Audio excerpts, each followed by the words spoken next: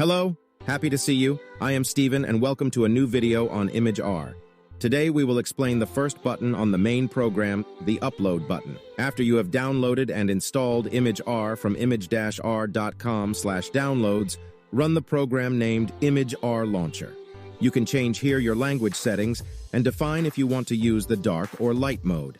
Now it will ask you which app you want to open. Since we want to prepare images, we run the imag-r app, not the tools. If you open imag-r the very first time, it will ask you for a license which you can get on design-gecko.com/offline. After a successful verification, you will see the upload button in the very left of the top menu. ImagR offers you the opportunity to upload the following file formats: JPG, BMP, and PNG. There's no possibility or need to upload a vector file since images should always be engraved as raster. Since people asked if there's any difference between JPG and JPEG, let me clarify. No.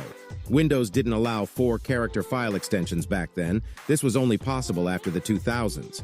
So it doesn't matter if you upload the file as JPG or JPEG, since they are completely identical. Basically, that's all I have to say about the upload button. I hope to see you in the next video, where we will explain the crop function. Thank you for watching, and have a good time. Bye.